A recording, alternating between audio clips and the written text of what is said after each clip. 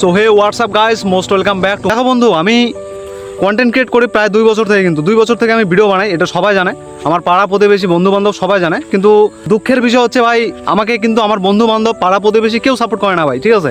আমাকে যারা সাপোর্ট করে তারা দূরের মানুষ, যারা আমাকে চেনেও না তারাই সব থেকে আমাকে বেশি সাপোর্ট করে। তো এখন কথা হচ্ছে কি ভাই, কয়দিন থেকে মানে আমার সাথে এমন কিছু হচ্ছে, মানে আমার বন্ধু বান্ধব পাড়া প্রতিবেশী কেউই আমার সাথে কথা বলে না, ঠিক আছে।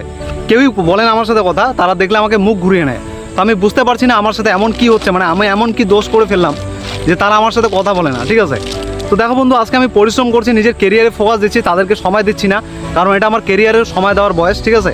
তো আজকে যদি আমি কেরিয়ারে সময় না দিই, আমার ফ্যামিলি কে চালাবে ভাই? আমার ফ্যামিলি তো অন্য কেউ চালাবে না, আমাকে চালাতে হবে।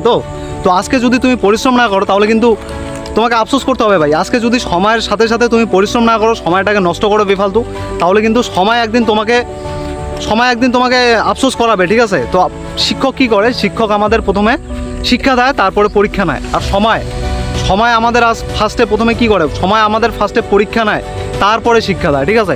এই টোটালটাই উল্টা আর কি। তুমি বুঝতে পারবে এটা তোমার লাইফে এটা হবে। তুমি যদি আজকে পরিশ্রম না করো তাহলে কিন্তু তোমার লাইফ পুরো শেষ হয়ে যাবে ভাই। আমি আবারও বলছি তোমাকে, সময়টাকে সঠিকভাবে কাজে লাগাতে শেখো, সময়কে সঠিকভাবে কাজে লাগাতে শেখো। আজকে সময়কে যদি সঠিকভাবে কাজে লাগাতে না পারো তাহলে কিন্তু একদিন সময় তোমাকে বরবাদ করে দেবে, সময় তোমাকে নষ্ট করে দেবে, ঠিক আছে। তো একটা সময় আসবে যখন তোমার আফসোস করা ছাড়া অন্য কোনো আর কাজ করা তোমার থাকবে না। জাস্ট তোমাকে আফসোস করতে হবে যে কাজ যদি আমি চেষ্টা করতাম হয়তো আমিও করে ফেলতাম। হ্যাঁ, তো এইটাই বলার ছিল তোমাদেরকে। তো দেখো বন্ধু, সময়টাকে নষ্ট করো না, এখনও সময় আছে তোমার হাতে। যদি তুমি পারো চেষ্টা করো, ঠিক আছে।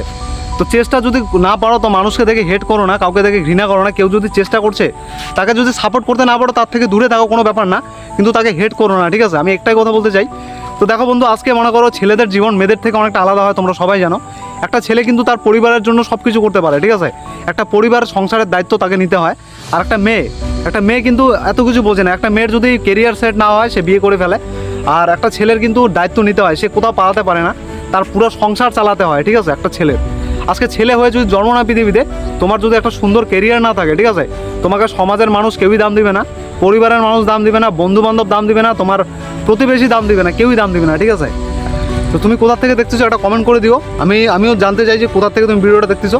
তো চলো দেখা হচ্ছে পরের ব্লগে। আশা করি সবাই ভালো থাকবা। টাটা।